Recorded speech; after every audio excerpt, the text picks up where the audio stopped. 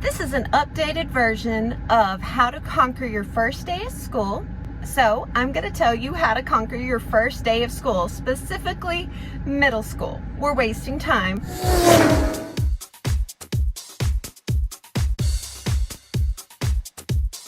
Hello hotties, and speaking of hotties, it is hot here in Mississippi and I am actually waiting for my son to get his teeth cleaned. So with that said, if you hear the noise in the background, that's the air conditioning and I'm not turning it off. I'm sorry, not sorry. Anyway, hello hotties. Welcome to my channel, or welcome back to my channel.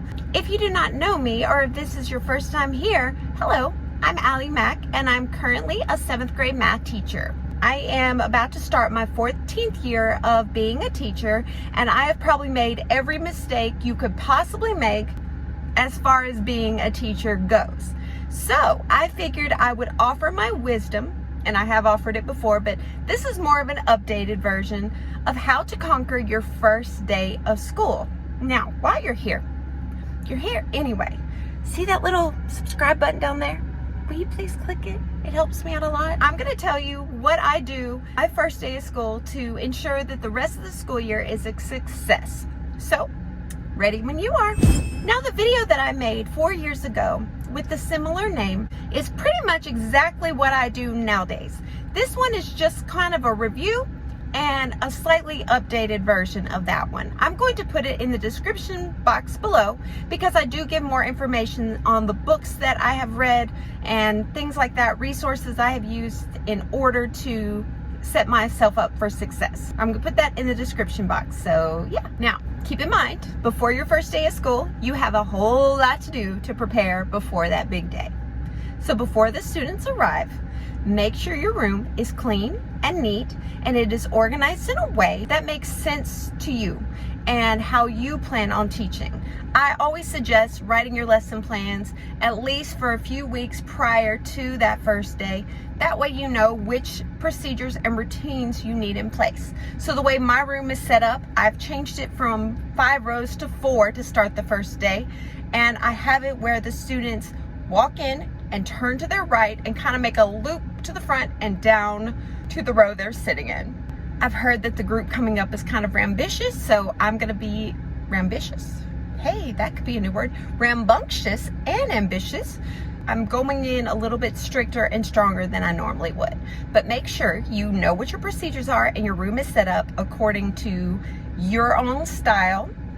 And make sure your room's clean and neat. You don't have to do all the cutesy pie decorations, although it is always fun to do that, but it's not necessary. Clean, neat, organized is what you're going for. Your lesson plans and PowerPoint presentations or whatever you use are ready to roll. All activities are made, and basically all your copies and all the things you need for your first day and for your plan are in place. Create a seating chart. Your seating chart needs to be based off the information from student IEPs. That way the children with preferential seating are sitting where they need to be sitting based on that document. This is a federal document and it does not need to be ignored. I always like to number the desk. That way students can find their desk easily on the first day and you're not having to leave your post to show them exactly where it is. I personally like PowerPoint or Google Slides for this kind of thing. Also, make sure you have paper, pencils, your pencil sharpener, everything like that accessible to students because you will have those few students that don't have supplies. Make sure you have extra supplies for students just in case they don't have it, depending on what your activity is. So if it involves coloring, make sure you have extra crayons for that student that might not have their supplies. Or just get a class set. But most of us don't have those kind of funds when we first start teaching. Before the first day of school, stock up on Band-Aids. Also, your classroom management plan is in place and all the materials you need to execute this plan are in place, such as your behavior documentation log, such as your rules and consequences on a big poster posted in the front of the room or the main place you will be standing. This year, I might even put my rules and consequences by the lockers just for that first week or two, just so they know it's like a reminder when they first walk in, or the entering the classroom procedure when they first walk in. It's still a work in progress, and you'll learn that every year that you teach, you evolve as the years go on. So your classroom management plan is in place, so like I like to give students a syllabus so it gives them a snapshot of what they can expect to learn in my class, rules and consequences, my non-negotiables, the grading scale, and I do consider this a piece of my classroom management plan because it's kind of like that contract of what the kids expect, you know. So when I throw a kid's snack away when they're eating, when they don't have permission to eat in my room, then they can be like, well, you never said we couldn't eat. Well, did you read this part of my syllabus? Also, make sure you have your reward system in place. I know students love stickers. Even middle schoolers like stickers. I love stickers. This one is another big one. You need to know your school-wide procedures and rules as well. And it will be very beneficial to you to read the student handbook. You also need to know what kind of consequences you're allowed to give. Some schools allow you to have after-school detention. Some schools allow you to keep kids during their electives. Some don't. I know at our school we cannot keep them from band or their artsy type electives, but you can keep them from like PE. You know what I mean? So figure those things out. So whatever the consequence is that you come up with, you can deliver it and not be like, well, let me get back to you on that, you know? You definitely need to know what side of the hallway the kids walk on.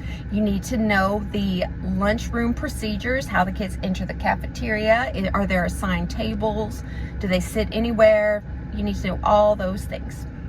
You also need to know how to alert the office if you need help, but as a good measure, store the main office's phone number in your phone just in case. And hopefully your administrators will give you their phone number. Some don't, but some do. But you need to know how to get a hold of the office in case of an emergency.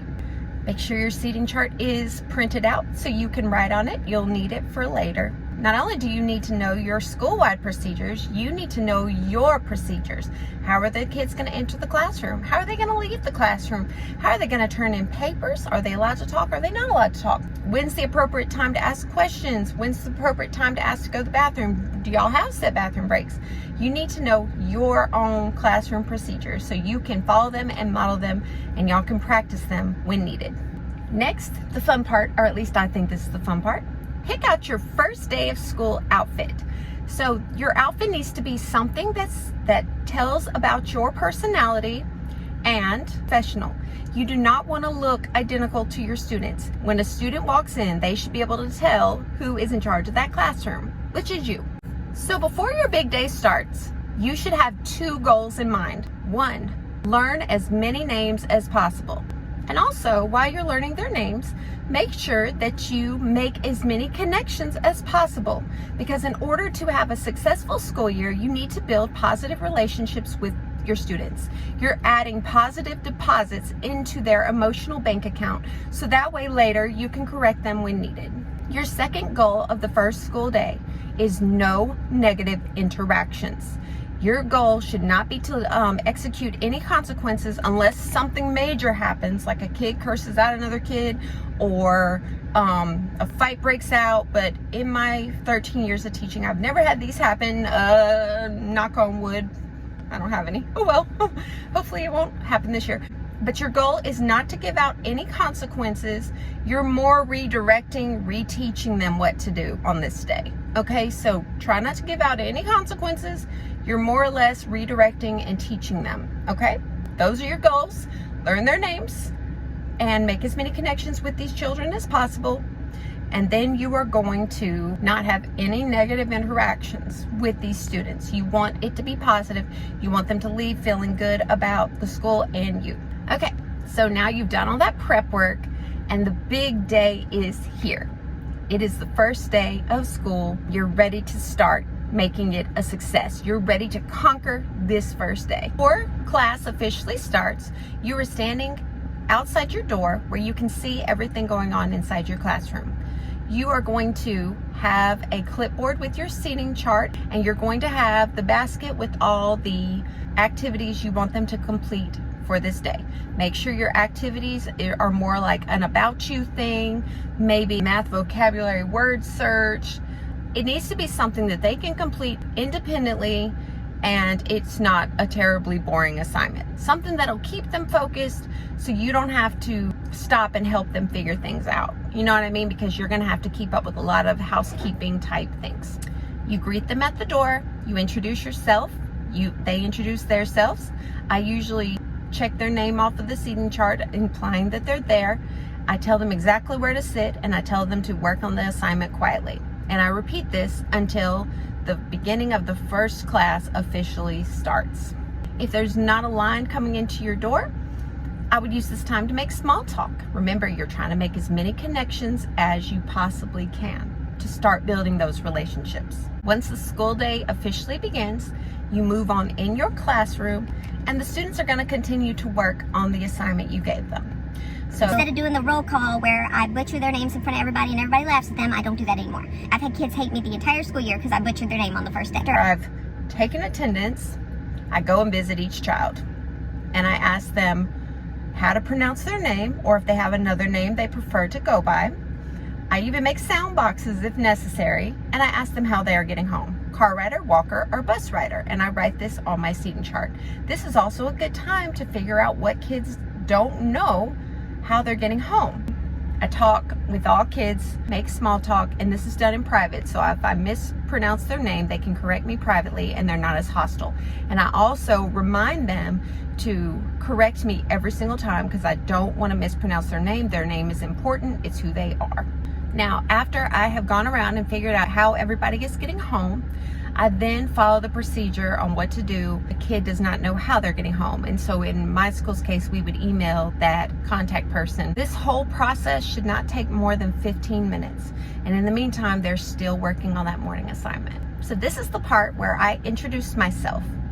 I tell them who I am, and this is kind of a change from the first video I made like this, that I don't tell kids much about myself because I want them to see me more as an authority figure.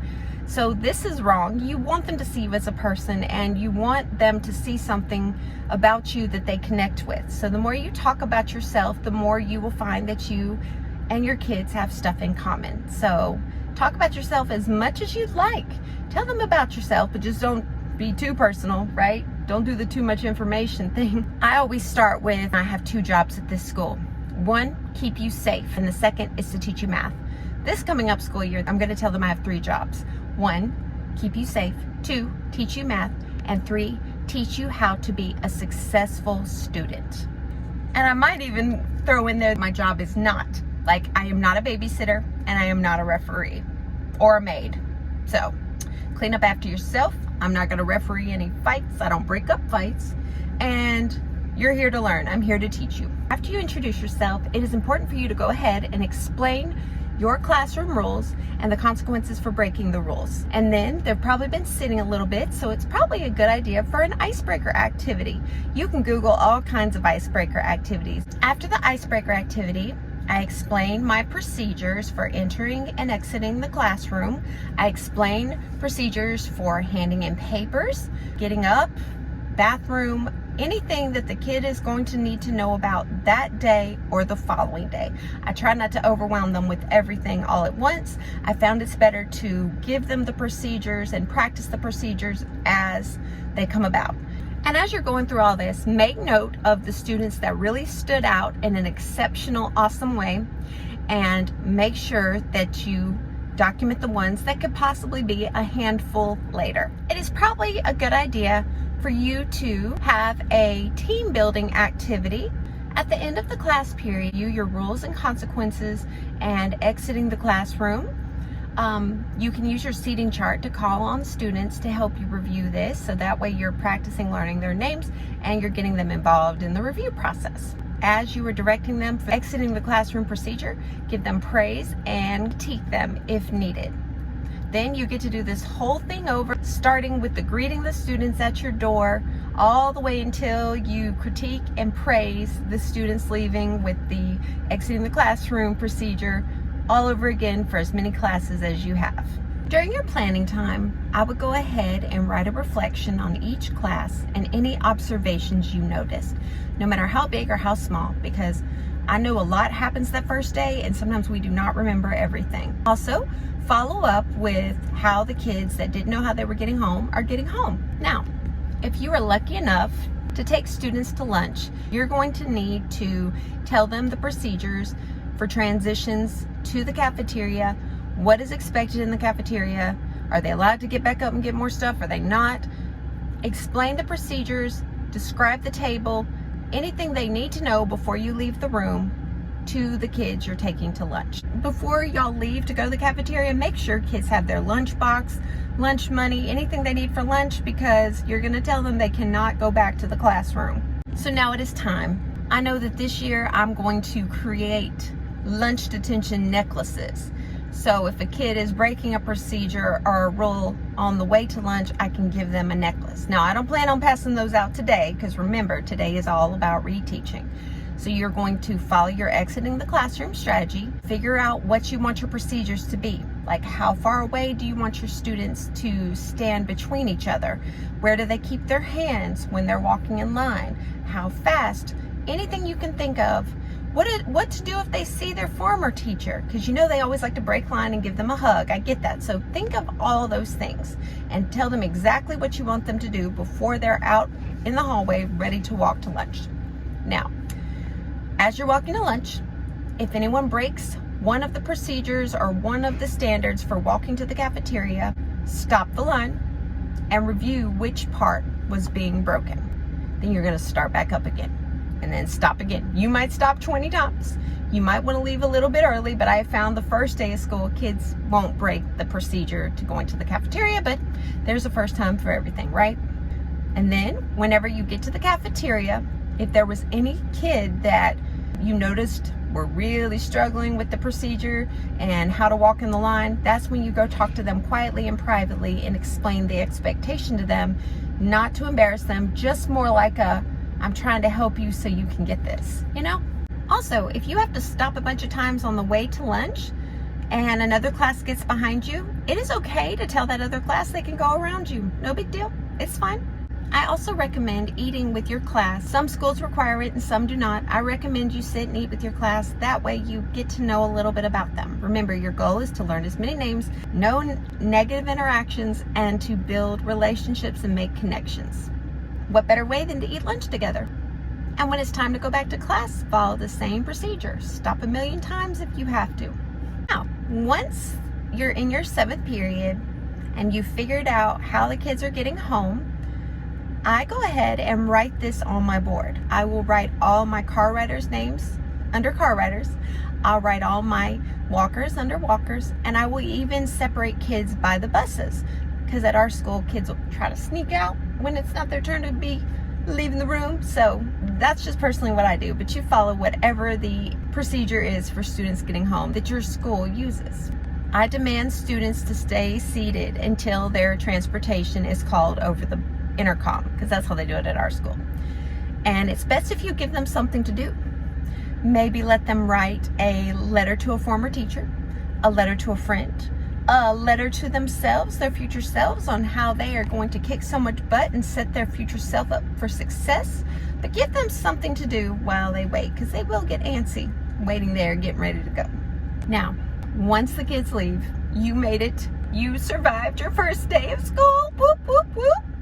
Now you need to make sure your room is tidy, organized. You change the date on the board, your agenda, learning targets for the next day. You're basically getting your classroom ready to teach the next morning. All you have to do is walk in and teach. Nothing you have to do. You're just ready to roll. I also use this time to write a reflection on the rest of my classes, anything I've observed, no matter how big or how small.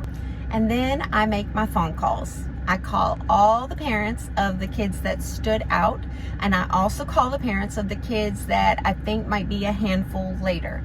And I make sure to introduce myself and say nothing but good things about those children. You need to add deposits to the parents' bank account as well as the students, because you want those parents on your side. And if you're ever having a bad day, make positive parent phone calls. I am telling you, you will leave smiling. Document all of these phone calls with the time, the date, what you talked about, the person you talked to, and even the phone number you used to reach this person. So here are some really quick do's and don'ts. Do treat every student with dignity and respect, even if their behavior sucks this first day. Do stay consistent. Then you can be yourself, because they know that you are who you are, but yet they need to follow your rules, because you will do something if they do not. I always encourage students to correct me every time I mispronounce their name. Their name is important, very important, and you shouldn't mispronounce it. Here's a few do nots. Do not have any negative interactions. Do not talk badly about other teachers or admin, or, oh, this school rule or this school policy is so stupid. You guys are a united front. You need to give off the sense of unity and a team. Also, big do not call out students in front of their peers, especially on this first day. We're back from the dentist appointment, so I'm here. I hope you don't mind the change of scenery. Now, here's a few things that you want your students to know about you when they leave and when they go home. Students need to know that there will be no free time in your class. They are going to work when they're in your room. The second one is that you mean business. Now, I showed you this in the other video that I'm updating, but I'll show you again. To get your mean business look, you got to relax your face and then just stare. So, you know, that's all you got to do. Last but not least, you want your students to know that you are a fair teacher. And one of the main keys of being a successful teacher is to be proactive, not reactive.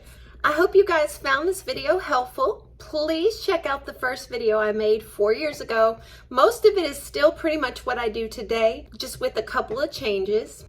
If you found this video helpful, informative, or even entertaining, please like, share, and subscribe. Comment below a student emoji, or as we like to call them at our school and many other schools across the nation, scholars. Yeah, comment a scholar emoji. And as always, you guys have the best day ever, and I will see you in my next video. Goodbye.